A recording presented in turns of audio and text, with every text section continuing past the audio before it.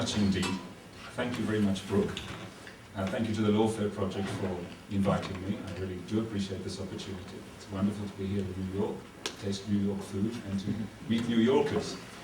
And I thought that what might interest you, I know New York is a city of lawyers, and I imagine most of you here are either lawyers or ex-lawyers or recovering lawyers or people associated with the legal profession. I just came down from Boston from a conference on international law, and I just gave the people there a statistic which kind of startled them, and I thought I'd share that with you here too. And it's relevant, I think, in a way to what we're going to talk about. The statistic is as follows.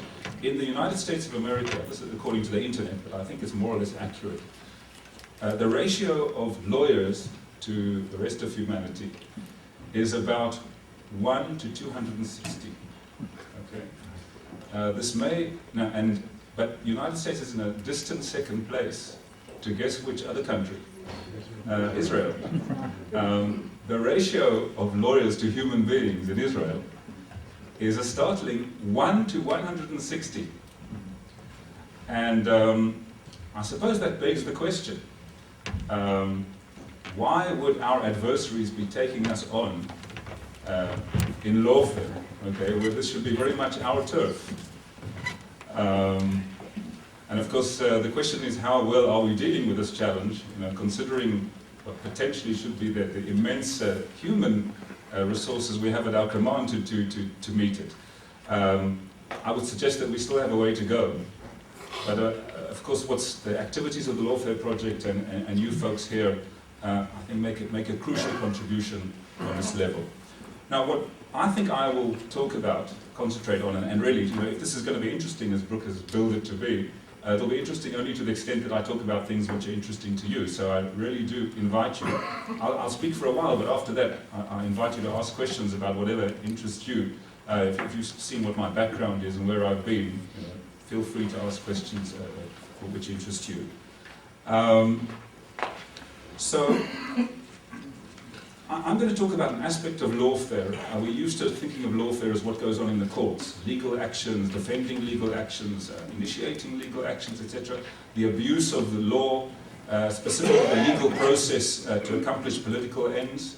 So sometimes there's a thin line between legitimate use and abuse, and of course I know that's a subject that comes up for discussion quite a lot, but what I want to concentrate on is really, I suppose, it's an earlier phase of this. It's long before these issues actually get to the courts. In the Israeli case, for example, very little of what we do has actually got to the courts, with some exceptions. Some things have actually got to judicial tribunals. But much of it is still up there in the atmosphere. But it all started out on the battlefield. And my contention, and you can read about it in the handout, it's a short article that I wrote there and a couple of other illustrative articles that I took off the BBC, I took the BBC just so no one can say it's pro-Israel or biased website. Just to give you examples of the kind of things I'm going to talk about. If you read the handout during lunch, then I apologize if I'm probably going to repeat some of what's written there. My contention is that actually law, or international humanitarian law in particular, has become a weapon of choice in the hands of the lawless. Okay, that by lawless I mean organizations like Hamas, Hezbollah specifically. Okay, I'm limiting myself to our arena, the stuff we have to deal with within Israel. And I'm going to try and illustrate that a bit and talk about how on earth, if at all, can we deal with this. And of course we have to deal with it because we don't have a choice. The question is, are we dealing with it successfully? And I'll leave that up to you to judge. And I mean, the answer is yes to an extent, but there's still much more to be done. I can actually give you an interesting illustration about what lawfare is about. The fact is, in my life, I wear two hats. Most of my life, I was a legal advisor for the IDF. Most of my adult life, I say the better part of my life, but that's in the quantitative sense rather than the qualitative sense. And actually, most of that was spent in the Gaza Strip in particular, so that's kind of my expertise. If you're wondering, my accent is South African, just in case anybody's guessing. But I was, as I say, I've spent most of my life, most of my life I've been in Israel. And so that's my one hat. kind of trying to deal with lawfare in its various manifestations. But I have another hat, and I don't know, Brooke says this is a relatively good turnout, and I can just tell you that in another country where I actually went on a lecture tour, which was my original home country, South Africa, I lectured to packed audiences, literally hundreds of people in every auditorium, but there was a very simple explanation for that. And I don't know if any of you do this, because I know people sometimes do this before they meet people in our modern age, is that you Google their names. And if you Google the name David Benjamin, well, there are lots of David Benjamins, but if you add another word like, I don't know, Lieutenant Colonel David Benjamin, or David Benjamin Israel, or David Benjamin International Law, I regret to say that the first items that will come up are various articles by various publications, at least several hundred, which talk about David Benjamin, the war criminal. Or more specifically, David Benjamin, the mastermind behind the Gaza massacre. Now I remember an episode of the Pink Panther, I think with Inspector Clouseau, when somebody was called the great evil criminal mastermind, and he was actually took that as a compliment. I don't take that as a compliment at all. Of course, it's somebody's completely misread the situation based on a complete misunderstanding of where lawyers fit into the hierarchy of things. And of course, the use of the term massacre, which is completely inappropriate, as I hope to be able to illustrate, if you're not already convinced of that a priori. So those are my two hats. So basically, campaigning in the lawfare field, trying to deal with the phenomenon, but also a target of it in another aspect. So, just quickly, a few preliminary observations about the law and what law applies to Israeli military operations in Gaza, also in Lebanon. Perhaps I'll focus on Gaza, otherwise we could be here for hours. And then I'm going to show you a quick movie, just to illustrate a few things. The big question we have to ask ourselves in a situation which we face in Gaza, which is Hamas or Hezbollah up in the north. Basically, we're dealing with terrorism, but there are misconceptions out there about what terrorism really is. And I would say the misconception is based on the idea that people often see terrorism in the kind of European sense of the word. And I'm not in any way downplaying the significance of the threat of terrorism in Europe. But let's say in Europe, you're generally talking about something which is sporadic. It's based on, really on a very relatively small number of individuals. A small number of individuals in these cells. And the law enforcement authorities have a reasonably they're reasonably successful at keeping tracks of these small cells. And of course, when they do arrest people, they use the criminal law to put them on trial, put them in jail, whatever. And sometimes, not so much in the States, I know in the States this is an issue, but in Europe you have a lot of administrative law tools too. In other words, supplementing the criminal law, you might have the opportunity to put a person in administrative detention, surveillance, etc., etc. And I want to dwell on that for a moment, because there's a school of thought out there, and a very substantial one, which says that terrorism is actually a kind of social problem. Much like, say, organized crime. In many cases, they point to the fact that in some parts of the world, if you want parts of South America, organized crime, the drug world, for example, is much more of a threat to society. Claims many more lives, in fact, than terrorism does. And yet nobody argues that somehow for drugs you need a specialized legal regime. I mean, I realize in the States there is a specialized legal regime, but it doesn't go much further than the regular criminal law for dealing with this. And this school of thought essentially says that if you kill a terrorist under, say, the rubric of what has become targeted killing, okay, that is an extrajudicial execution. Because it says crimes you deal with through the criminal law. And of course that's the classic approach for any lawyer. Anyone who went to law school will know that. That's the way we deal with things. And of course in America, I'm not an expert in American law, but I know that people are very zealous about that. And huge resources of the state are actually invested in making sure people get due process and a fair trial. And that means basically if a person is a suspected terrorist or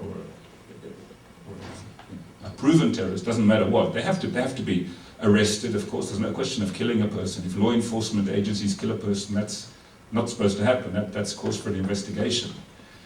The person has to be arrested, can only be kept in custody under the supervision of a judge, has to be tried by a judge, and in the United States a jury, even several judges. There are strict laws of evidence about what you can bring. Obviously all the evidence is shown to the defense, so the defense can defend themselves properly. And then of course even once you have a conviction, if you have a conviction, because you have 1 or 2 tiers of appeal above that. That's the criminal law process.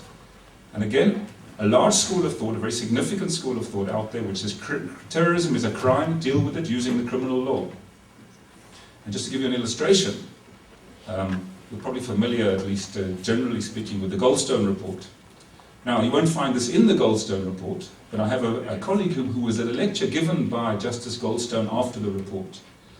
And this is a question he'd been asked several times, but actually dodged it. But on this particular occasion, he decided to answer the question. The question was, hang on, you say Israel has behaved illegally, all these terrible things.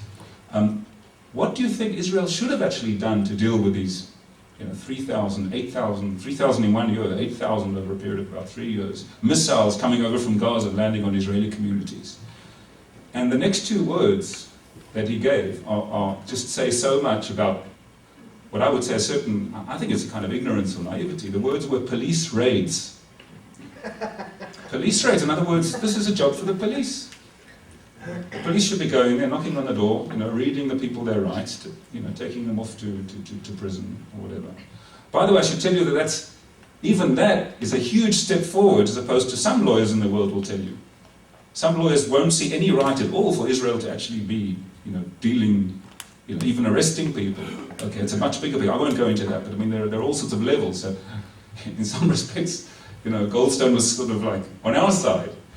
But I really think that just shows, essentially ignorance of what's on the ground. Because I can tell you as an ex-military person that any entry of IDF soldiers or law enforcement or any IDF official into the Gaza Strip means a major military operation. The Gaza Strip is a highly hostile place. Okay, it's armed to the teeth. Okay, it's mined to the teeth. There are IEDs, these roadside bombs. There are bombs under the road. There are tunnels. Okay. Just going a few hundred yards into Gaza is a major military operation. Okay, so there's a big misconception out there. Now, quickly, let me just sum up this point and we'll go on to the movie. All right, so the criminal law is really not the way to go because the problem, and the difference between European terrorism and the brand of terrorism we have in Gaza or in Lebanon too, same thing. Okay, these are terrorists, for sure, we're dealing with terrorists, but these are terrorist armies. Big distinction. Okay, and Hezbollah, for example, that's a very good example. Hezbollah, if you look at the kind of firepower they have, they're actually more powerful than most of the member states of the UN. Okay, there are very few states in the UN who have something like 60,000 rockets which can cover most of Israel. Very few states. Okay, and they're not even a state, of course. They're an organization acting within a state. That's Hezbollah. Hamas are not quite Hezbollah, but would very much like to be. But don't underestimate for a moment the kind of military power that they have. Of course, recently they fired an anti-aircraft missile. I mean, when we knew they had them, it's nothing new, but they actually used one for the first time. They're becoming emboldened. And we know that they have missiles that can reach as far as Tel Aviv, thanks to their smuggling super freeway that they've been using over the years, through the Sinai Peninsula. So that's the story. And the question is, can you possibly deal with this kind of phenomenon using the criminal law? I would say the answer is quite obviously not. And the question is what then, which law? And the answer that lawyers like me have given to this, and this was back in about the end of the year 2000, 2001, where there was a huge upsurge of violence in the territories, after the failed Camp David talks, which had a very, very clear military aspect. It wasn't just a sticks and, not to put this down either, but it wasn't a sticks and stones rioting situation. It was much more than that. It's a clear military live fire aspect to it. This is an armed conflict. A low-intensity armed conflict, perhaps. Not a full-blown war, because the world is kind of used to thinking of armed conflicts as being full-blown wars on the open battlefield, like the 73 war, 67 war, if you will. This is something else, but it's an armed conflict. And the rules in armed conflict change. And it's a fundamental, to understand the Israelis You know, and what we're saying and the kind of legal arguments that we're giving, you have to accept that this is the paradigm. It's an armed conflict. It's not a regular criminal law situation. And in an armed conflict, and let me talk about the targeted killings example, okay? To target a member of the opposing side in an armed conflict, okay, may be unpleasant, okay, may be tragic, okay, but it's 100% legal, okay? If you're a soldier in a war, okay, and you use your weapon and you strike, you perform a military strike against soldiers, legitimate, obviously military targets on the other side, that is in no way a criminal offense. And if you get captured by the other side, you have to be treated as a POW, a prisoner of war. You have all sorts of rights, but they can't put you on trial.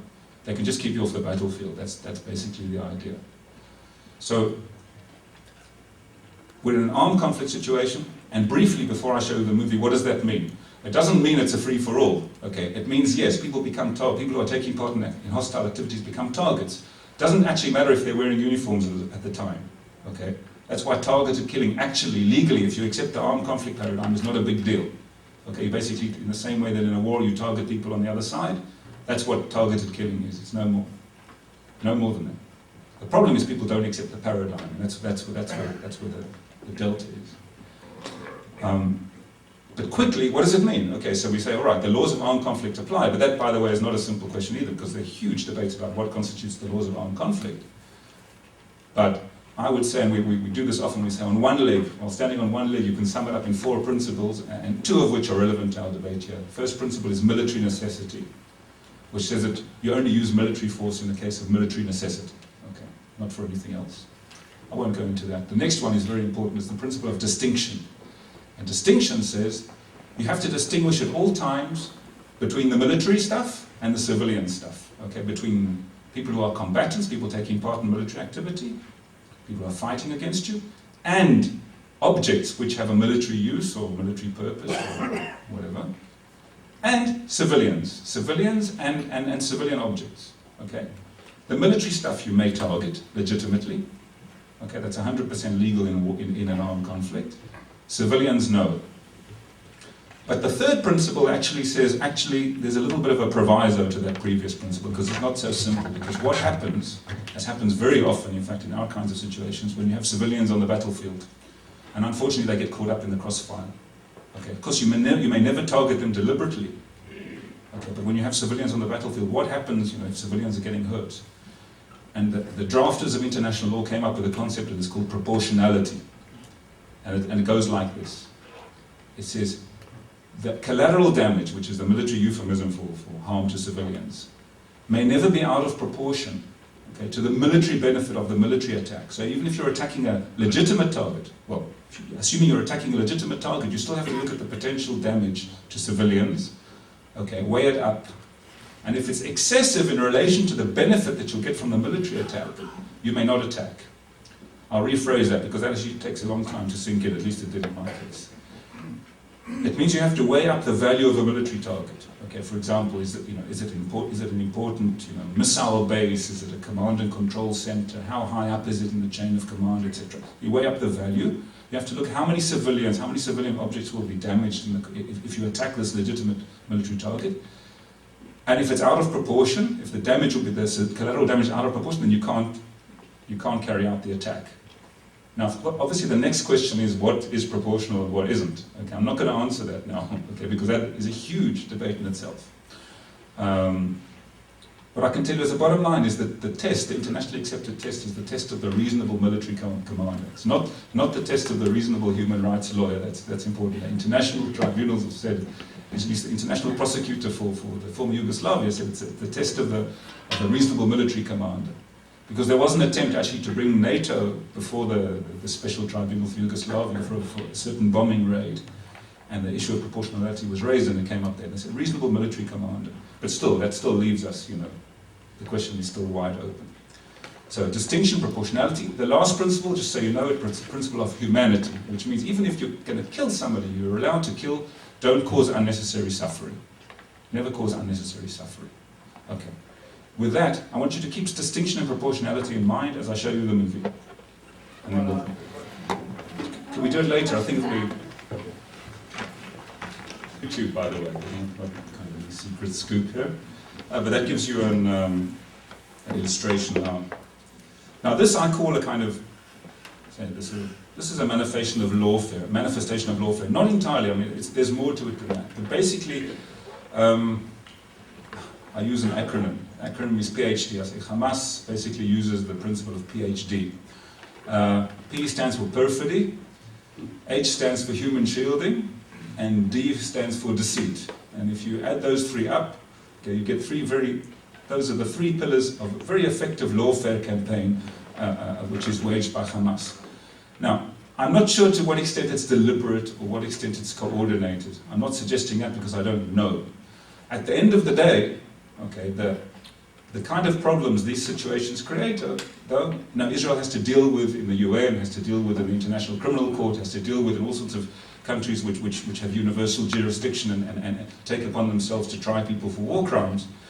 But the point is this, it's win-win. And let me just explain, of course, what perfidy is, just before we continue. Perfidy is basically, it's misleading your adversary in war, okay, to believe that you have some kind of protection under law. A classic example of perfidy is if you dress up as a medical person or a member of the Red Cross. The Red Cross has a protected status in international law, and you use the fact and use it to approach the enemy, say to be able to plant, explode a bomb on them or something like that, in order to approach a target. That's a classic situation of perfidy, pretending that you aren't who you are. And basically, Hamas used this on a grand scale. Okay. If you look at the Gaza Strip from the outside, you'll basically see everything is civilian. By the way, same goes for South Lebanon. Although I don't think it's a secret anymore that Hezbollah is very well entrenched in South Lebanon. Okay, but it all looks civilian. You won't see anybody walking around in uniform or with a weapon, etc. It's all kept under it. Now, Hamas, on the other hand, do wear uniforms, but only on parade. Okay, when the shooting starts, the uniforms come off. Make no mistake.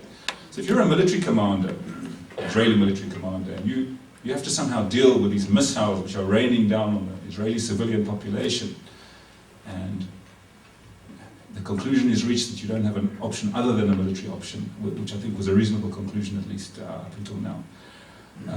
We now have the ability to intercept missiles in the air, which I don't know, it might or might not change the calculus of that, but at least before we had that, we didn't have too many options. So other than going after these missiles at source.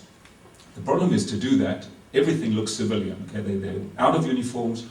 All these military installations, there's nothing painted green or in camouflage. Everything is inside a civilian building, typically civilian residential buildings. And typically the civilians are there too. Okay, a typical apartment block in Gaza, okay, might be 5 floors of people just living in their apartments, like people might do here. But 1 floor or 2 floors of a Hamas missile building or a command and control communication center, etc. That's typical Gaza. And it gets worse because they will use schools, they will use hospitals. We actually know that in the major operation, Israeli operation against Hamas, the end of 2008, beginning of 2009, the Hamas High Command set itself up in the major hospital in Gaza. Okay, I'm telling you now, okay, there's a problem in international law about targeting medical structures. There are exceptions to that too. Okay, we might have been justified in targeting a hospital, but let me tell you, the hospital was being used as a hospital. That was where the wounded were being brought to. Okay, there were sick people in the hospital too. Okay, they were all together.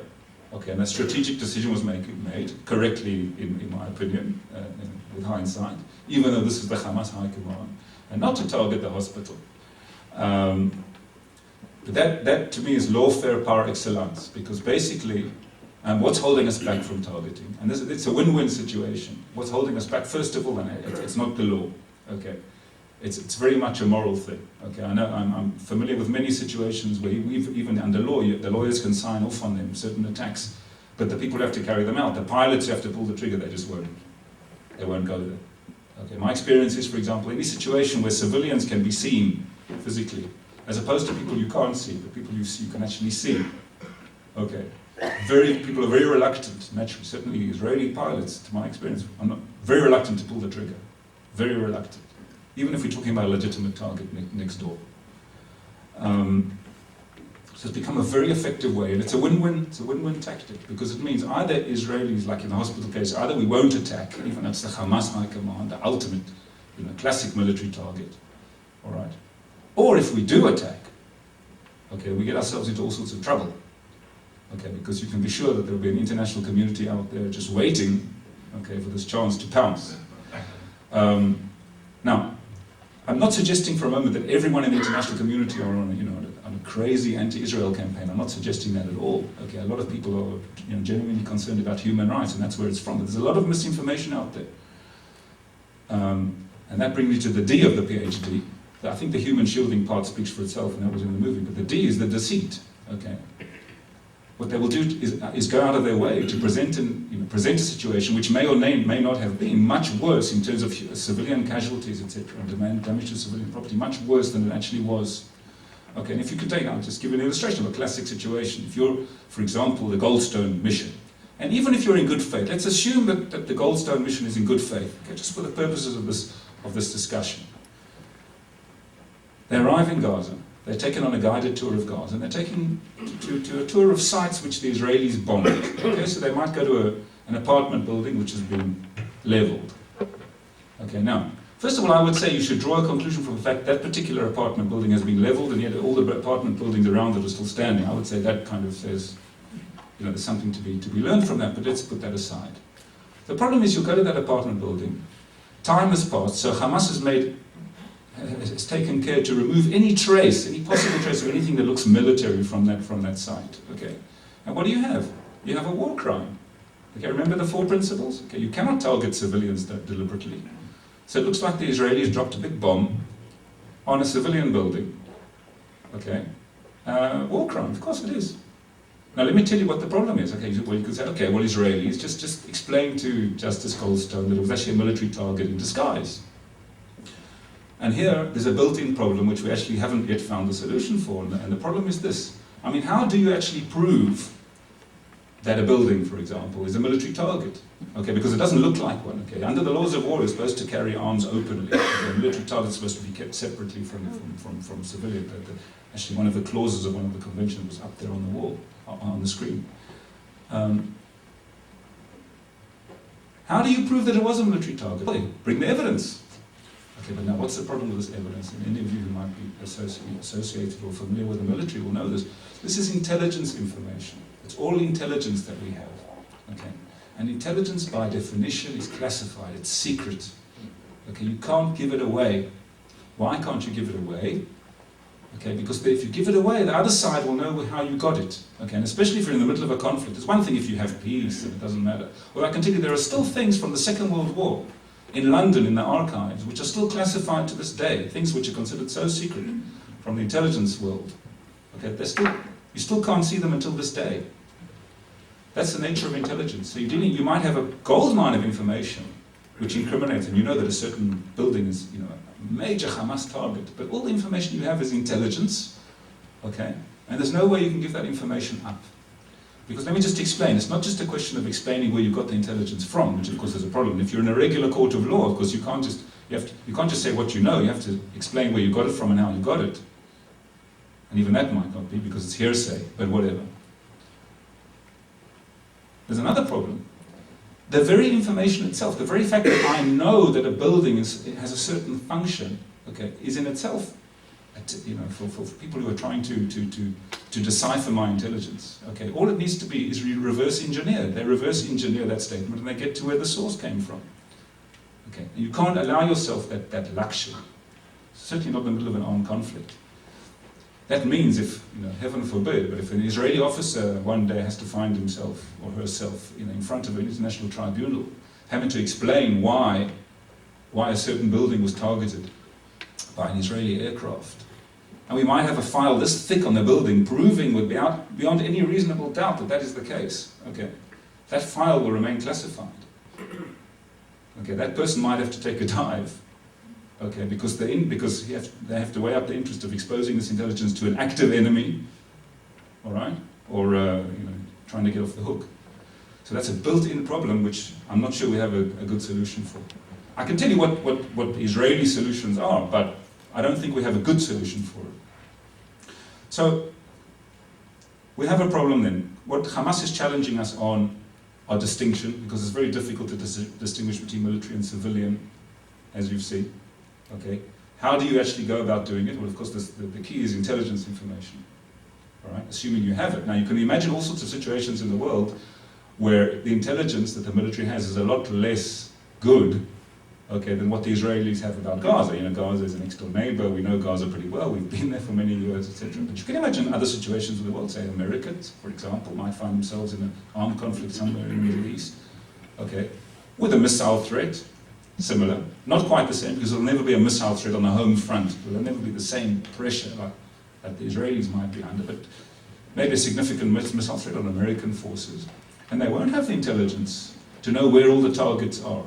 The only thing they'll see is missiles coming out of a place. And let me tell you something about missiles, because a lot of people who thought they knew what they were talking about said, well, why don't the Israelis just fire at the source of the missile fire? Like, what's the big deal? You guys can see the missiles coming up. Well, let me just explain that to get it out of the way. You see that camera tripod over there? The one that's filming me? Okay, that is about the size of a missile tripod. A typical missile that is launched from Gaza.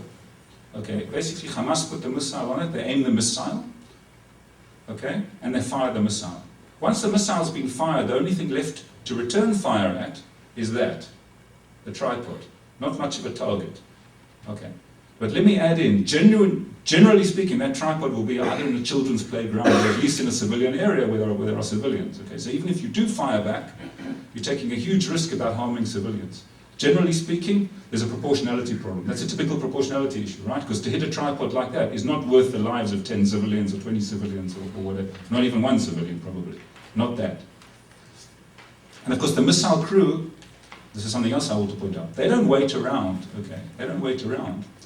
They have this wonderful invention, it's called a timing device. Okay, you aim the missile, you put on the timing device, you get out of the way, you get your cells out of it, because the kids in the playground are still running around the missile.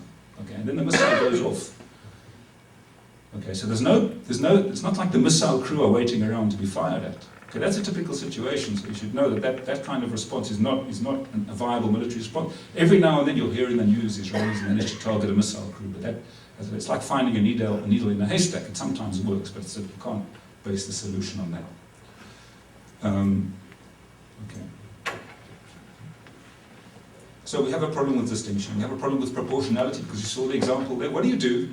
You warn a building. Okay, that's one of the ways we try and deal with distinction, is actually warning civilians in advance, which is a big deal, by the way, for a military person, because it means you're giving up on the element of surprise. It's like one of the major principles of any military operation is surprise. Okay, you're giving up on it. But we warn civilians in advance. You can be sure that if we tell civilians to go out of one neighborhood and into another neighborhood, then Hamas will make sure that they fire on you from the new neighborhood. Okay, that happens several times. Civilians typically would go and take shelter, say, in a UN compound or something like that. And then the Hamas would fire at Israeli troops or fire missiles from next to the UN compound. So you base it on intelligence. Your intelligence, by the way, you use not only to find out where the targets are, and you have to also use the intelligence to find out where the civilians are, okay, which is no less of a challenge and sometimes more of a challenge. That's a decision that has to be made each time. And of course, another thing we do to try and uphold the principle of distinction is to use precise weapons. Okay, as precise as possible. And we have, I mean, as you in the United States have, they're much more expensive, much more complicated to operate. And here's the thing. Most countries in the world don't have anything like that, okay, or their precision weapons are very limited in number. I remember the British Army ran out of cruise missiles on the second day of the Iraq War, for example. I'll just give you an example. Okay, most countries in the world, there's no way they can meet this standard. Okay, this isn't a standard which is being imposed on Israel, imposed on America. Okay, but most countries in the world, there's no way. You know, in Africa, people roll bombs out of the back of cargo aircraft. Okay, that's where they're at. That's what they have.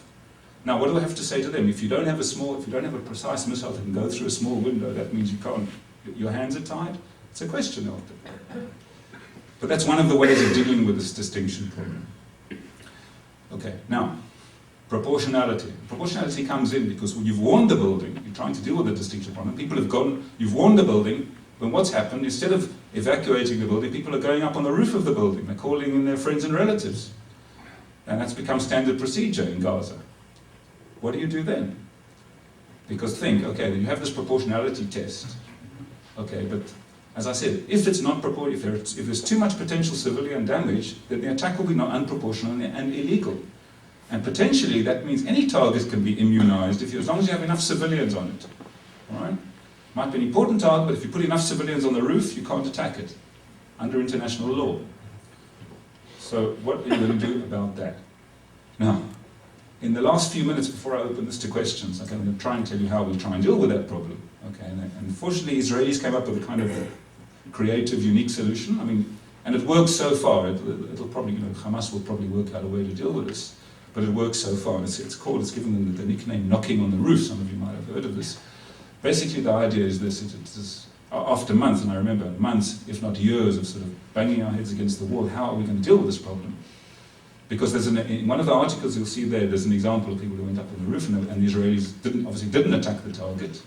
And there's a statement by the Israelis that we didn't want to get in, why we didn't attack the target. We don't attack civilians. And the question is, okay, what are we going to do? So knocking on the roof works like this. Basically, the Israelis developed a device, a kind of munition, that makes a huge bang, okay, but very little explosive impact, okay? And it can be fired from an aircraft. All right, so it will be fired from, it's like a riot control device, if you like, to call a stun grenade or something like that, which is actually fired. You would fire it, say, on the corner of the rooftop where the people are gathered. Okay, the people on the roof are pretty convinced that the Israelis have actually gone crazy, that the win-win tactic isn't working anymore. Okay, because it's very difficult to distinguish between a real bomb and the sound and this thing. Okay, and they quickly get off the roof. And then, of course, once the building is evacuated, then you can go ahead and attack the building. Perhaps surprisingly, but it's been very effective, that tactic. It's become like standard procedure in what was Operation Cast Lead, Operation 2009. That's the way basically we were dealing with it. I say, I don't know, I'm waiting for the time when Hamas will kind of latch on and stay on the roof. And then of course that'll be the next challenge. But up until now it works. So that's just an example when I say, okay, what are you going to do about this lawfare? Okay, that's one of the examples we deal with. Of course that doesn't necessarily solve all the problems, because, as I say, you've got this PhD, again, at the end of the day, when all this is going on, even if everything you do is legal, and I'm saying, I think part of the solution is to make sure that everything you do is legal, and that's why the IDF employs lawyers like me. Okay, that's not necessarily enough, because you have to be able to explain yourself properly at the end of the day, because you're going to be accused of war crimes whether you did them or not. Okay, that's for sure. Now, there's a few mechanisms in place which Israel has, and not necessarily for this purpose, but I think they actually help in the battle against lawfare. And with this, I'll finish up. But I think one thing I can tell you as lawyers, if you go to university in Israel and you study law, there's one course you won't have, and it's something I'm sure you have in every law school here, maybe in your first year, but I'm sure you have justiciability as a subject that you talk about. When do courts have jurisdiction? When can courts interfere? And what things do they not deal with? Now, I'm not misrepresenting American law. American courts generally won't deal with issues of state, in other words, issues of foreign affairs, what the country gets up to overseas. And it generally won't deal with issues of what the military gets up to overseas, all the more specifically. We're already sort of more than a decade behind that in Israel. The Israeli courts have decided that everything is justiciable, okay, including everything military.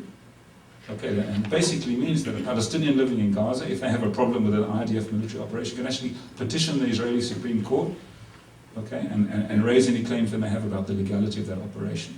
And that's something that happens. It happens realistically. I can recall from my career that sometimes it can be 2, 3 in the morning in the midst of an operation, you get a petition from the High Court you actually have to respond to in real time. Some people think it's crazy. I think initially I thought it was crazy. I think a lot of military commanders certainly found it uncomfortable and crazy. But at the end of the day, if lawfare is a major concern, that's actually not a bad thing. Because it means, first of all, the IDF has to take special care that everything it does is legally covered. Okay, you won't go because you don't have to worry about being dragged before The Hague. Okay, you have to worry about Jerusalem long before that. And of course, if the High Court is going to give you the rubber stamp, not rubber stamp, but if they're going to give you the stamp of approval, having heard you out, okay, you're in a much better position. You're not being hung out to dry as an individual military officer. if you have a certain procedure, for example, or a certain munition used, and the High Court has said this is legal, it's okay. An example would be targeted killing. It took them 4 years to deliberate, but they decided at the end of the day that targeted killing is legal. Many people said it wasn't. And there are all sorts of other examples too. There have been times when the High Court has struck down practices used by the IDF. A commonly known example is what we call neighbour procedure, the idea that you can ask a passer-by to go into a house and call a wanted terrorist who's in the house. The idea being that it would save lives, save destruction of property, it would mean that the other side doesn't bring in reinforcements, etc. The court struck it down and said, no, that's illegal. I can talk about that a lot more, but that's the bottom line. So there have been cases where the court has not gone along with what the IDF wanted to do. This is happening all the time. There are thousands of petitions every year against the IDF. I actually think it's a useful thing and helpful thing that are there. Another thing is, I think you have to be really honest and really put aside all patriotism, as it were. Okay, and if there were violations of international law by our troops, and I'm pleased to say, because I'm fairly well acquainted with what goes on. Okay, these violations are very few and far between, but of course, it's not by accident that we have a legal department and we have prosecutors and we have military courts, because people do break the law, and it's something, of course, I'm familiar with intimately myself. It does happen. Okay, it certainly doesn't happen on a systematic, strategic level as Justice Goldstone initially charged, because he retracted that charge, but he said there's a systematic policy of attacking civilians. With anyone who's even remotely familiar with the IDF will know that that's just not so. It cannot be so. It structurally cannot be so. You might have individual incidents which might be problematic, but it's never a policy, never ever. You have to investigate those and prosecute where necessary.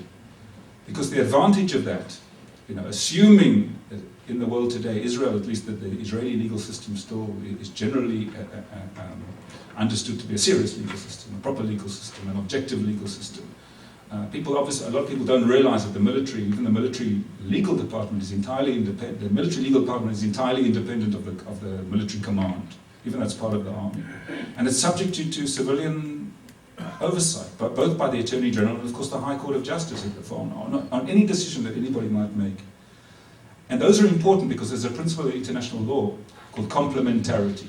Okay? Complementarity means that if you're in an international court or a court of another country and you want to try Israelis for war crimes, you cannot or will not do so if the Israeli judicial system has properly dealt with the issue. Okay, that's a very, very important weapon of defense in the lawfare world. And it's worked before. It's worked, for example, in Spain. Okay, there was a criminal action brought in Spain against Israelis in absentia. The Israelis weren't there for a certain attack that was carried out in Gaza, and the Spanish courts came to the conclusion this has been sufficiently adequately dealt with by the Israeli legal authorities, and therefore we have no place to interfere. Of course, Spain is a country which has dealt with trying to get Pinochet, etc. So it's a country which does have universal jurisdiction. So at the end of the day, a question I often get asked and might be burning in some people's heads, well, hang on, if you're going to put yourself under all these limitations, how can you possibly win the war? Okay, and the answer is, actually you don't have a choice, because if you don't put yourself under these limitations, you might win battles, but you're actually going to lose the war. Okay, there's a really good quote by the past president of the Supreme Court, Justice Barak, and he said, a democracy, by definition, has to fight its wars with one hand tied behind its back. So, but that's actually what makes a democracy strong. At the end of the day, that's why the democracy prevails.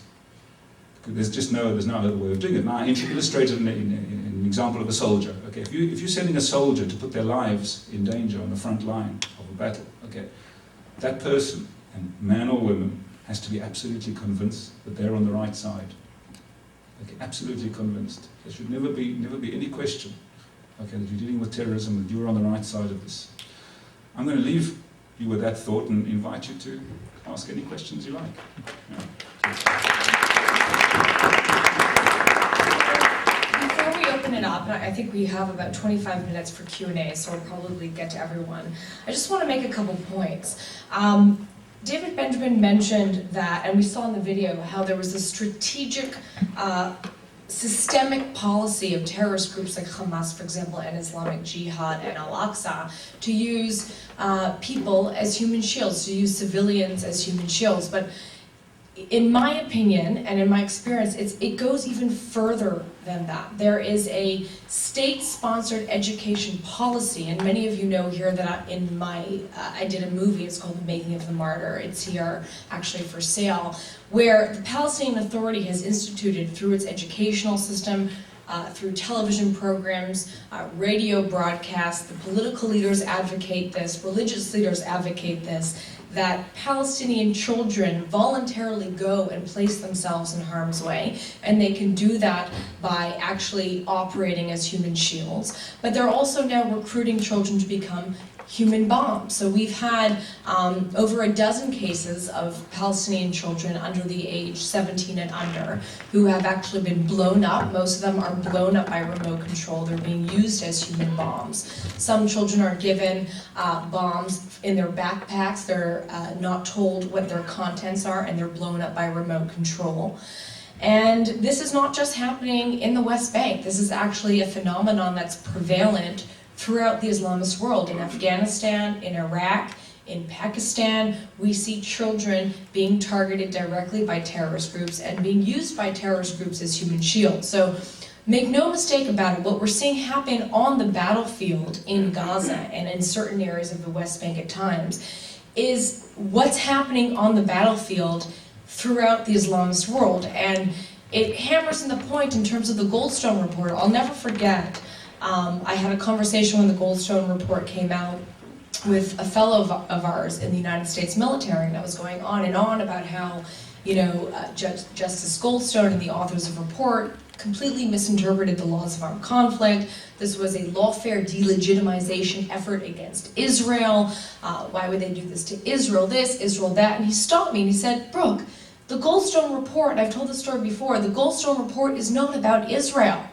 It's about setting precedents in international law that can and will be used against coalition forces fighting in Iraq and Afghanistan, forces fighting against the same terrorists that the Israelis are fighting against, the same terrorists who are using the same methods that they're using on the battlefield against Israel.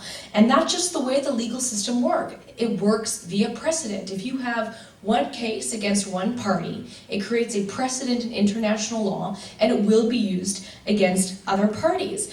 And you know, David mentioned that we have misconceptions of what terrorism is. Well, that's a deliberate lawfare tactic. The fact of the matter is, there is no accepted definition of terrorism in international law. We have Security Council resolutions that attempt to define terrorism, but there's not one UN General Assembly resolution not even defining terrorism, but condemning terrorism. There's no General Assembly resolution condemning suicide bombing, for example.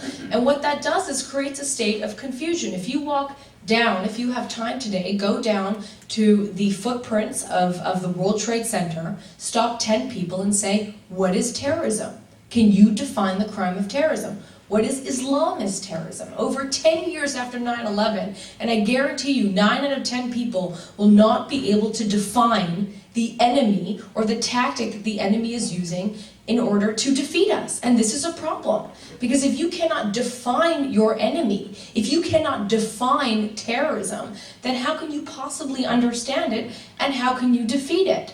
One of the hardest parts of making a documentary film, and I came home after 2 years of filming with over 90 hours of footage, is, you know, choosing what gets left on the editing room floor. And one of the scenes that got left and didn't make the movie, and actually I regret it to this day, is an interview that I did with 2 Israeli soldiers. They were brothers. One had just been, I guess, graduated or released from the Israeli army. He did his service, and the other was in his first year. And I said to them on camera, and if anybody wants to see this footage, I have it at home, I'm happy to show it. I said to them, what would you do if Hamas or Hezbollah came and was shooting at you and using a child as a human shield? And the older brother, who just came out of the army, said, I'd shoot him. Does not international law say that he who puts another voluntarily in harm's way is then not responsible for the foreseeable result? And in fact, we have a law like that here. We have the felony murder rule here. If a police officer shoots and kills a civilian while attempting to prevent you from engaging in a felony, the police officer isn't responsible for the civilian death. It's the criminal. that went and put another civilian in harm's way intentionally. And so you have that rule in international law, and yet the brother said, no, I wouldn't shoot him. First of all, I could not morally shoot a child, and second of all, wouldn't I be held accountable? Wouldn't I be charged with a war crime? And this emphasizes the point, even though we have a lawyer in almost every single unit of the Israeli army, no other army has the amount of lawyers that Israel has in their army. In almost every single unit, we are still confused as to what the laws of armed conflict are. And I think Lieutenant Colonel Benjamin will agree with me. There was a great need to update the laws of armed conflict, and that is solely and squarely the responsibility of groups like the Lawfare Project, of legal think tanks, of professors at law schools, to make a coordinated effort to write about how we need to update the Geneva Convention, because the bottom line is we're facing an asymmetric battlefield right now, and there are no laws that talk about what you do when a 6-year-old is blown up by remote control. I will give $100,000 to anyone who points me to the section of the Geneva Convention that tells me what I'm supposed to do when faced with a child suicide bomber on the battlefield. So with that, I would love to open it up to questions and answers. Please make your question brief and make it a question. Thank you. So I know that Mr. Curtis had a question as well. The question actually, can you relax with what Brooke has just said? Maybe if you could just repeat the question. In dealing with this extremely difficult problem, wondered how have the rules and tactics of the IDF changed in relationship to the problem? Have the what? The rules and tactics of the IDF changed. And is Brooke's statement she just made accurate? Is there a lawyer in every military unit? Okay. It depends how you define unit. Okay, it's not in every single unit, but I mean, you talk about military yeah. commander making the decision. Right. Does he consult the lawyer? In general, we have lawyers at those who understand military structure, basically at a divisional level and above. Okay.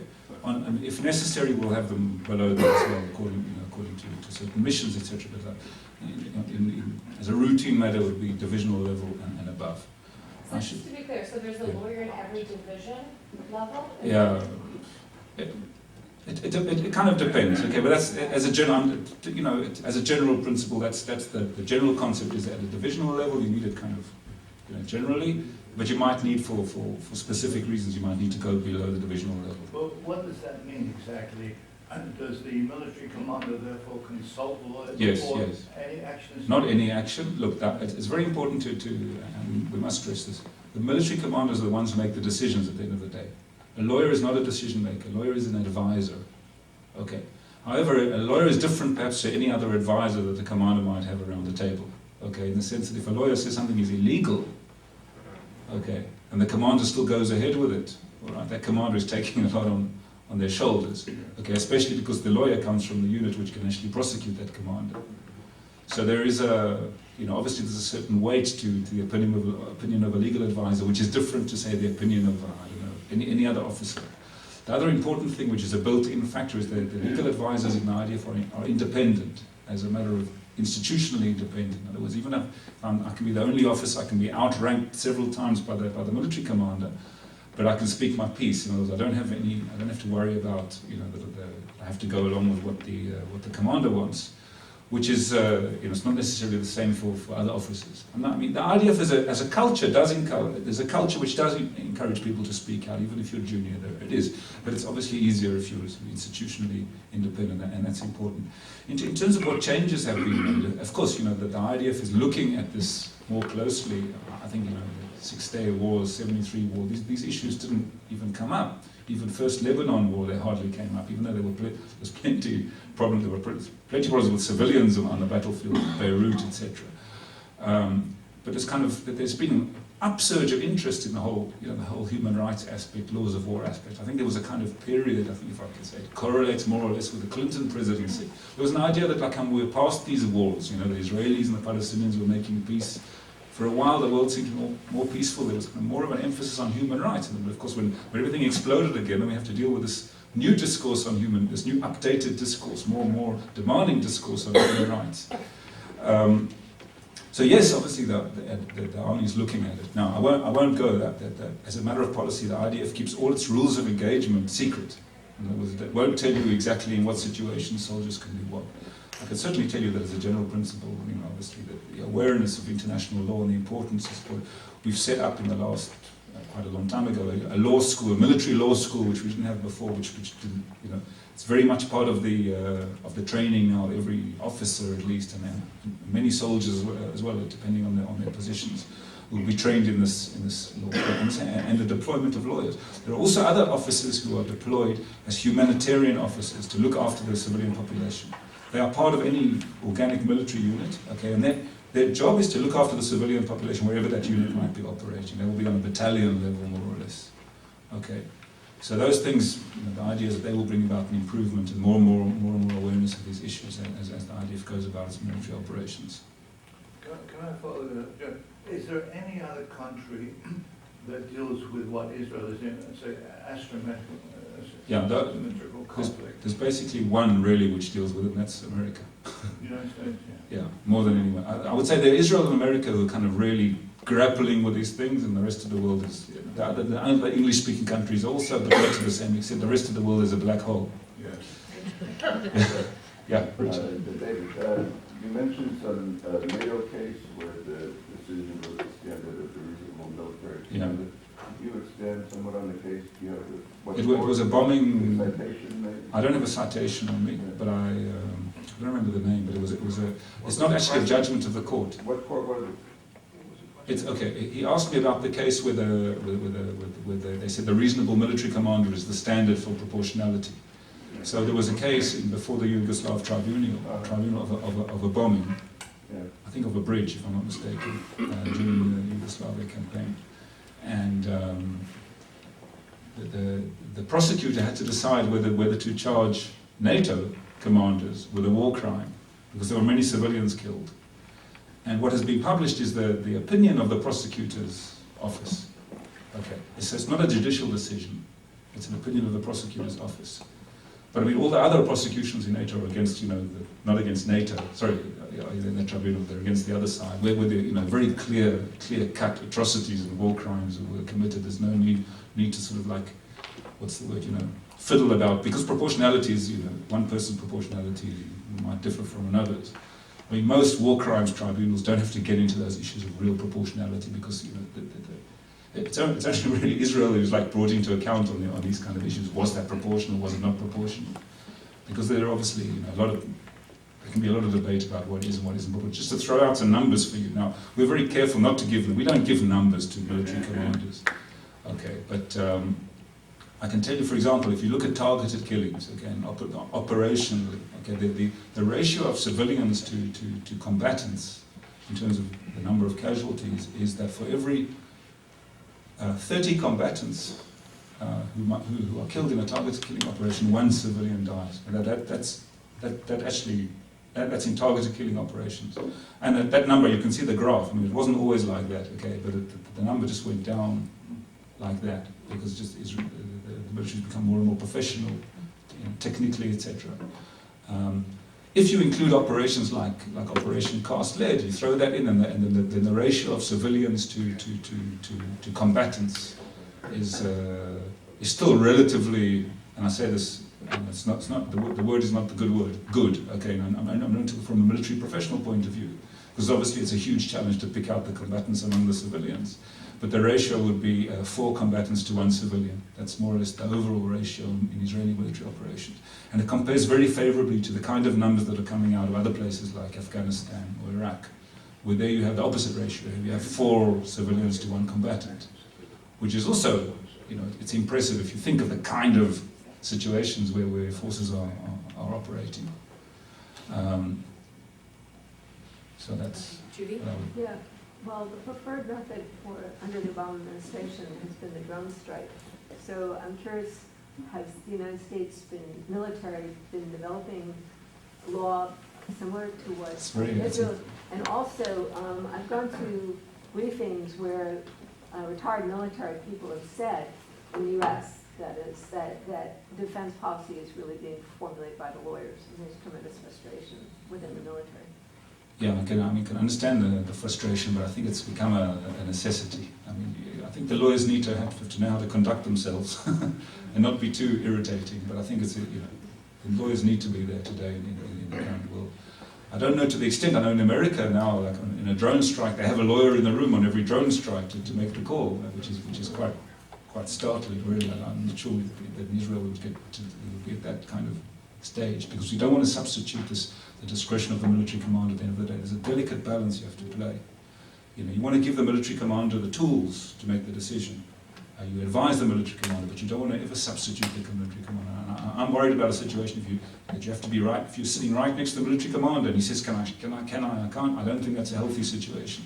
So you have to know kind of when to back off and leave the commander to make a decision. I mean, the answer is, look, Israelis came out long before anybody else and said the target killing is legal. Okay, and at least for a long time, America has been saying that it's illegal. I don't actually know now if America now says that it's legal. I'm not sure that we've made that Do you think this is based on leap, but it's a fact. I think obviously drone strikes are targeted killings.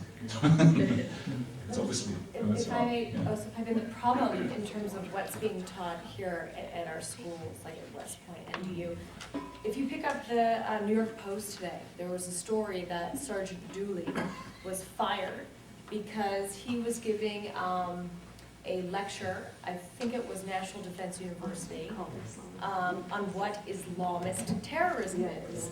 And the Council on American Islamic Relations, which by the way is a fundraising front for Hamas, it's an unindicted co-conspirator in a Hamas funding trial. It's also been called a fundraising arm of Hezbollah by former Congressman Cass Ballinger, has been hired by the US government to pick who is Islamophobic, whose speeches are anti-Islamic, and Sergeant Dooley's briefing to our counterterrorism community about what Islamist terrorism is and how we can defeat it was Islamophobic, and he was fired. And he's actually now suing the United States government for wrongful termination. So what I see happening, and it's a prediction that we've been making at the Lawfare Project, is that legal advisors, not just people briefing the counterterrorism community on what terrorism is, but legal advisors are now, and lawyers are going to be targeted. And we are targeted in public. When we go and speak about these issues, we're called Islamophobic. I have Muslim friends that go out in public and speak about these issues, and they're called Islamophobic. So actually, which leads me to the question, has this type of political correctness at all seeped into the legal departments of the counterterrorism community in Israel, as we are seeing here happen? You know, I don't know if people find this surprising, but the Israeli military is very much a reflection of Israeli society at large. Just remember, because perhaps, you know, as distinct from other countries, everybody in Israel basically has to go through the military. All right, men, women, just about everybody at least. And so just as a matter of fact, the makeup of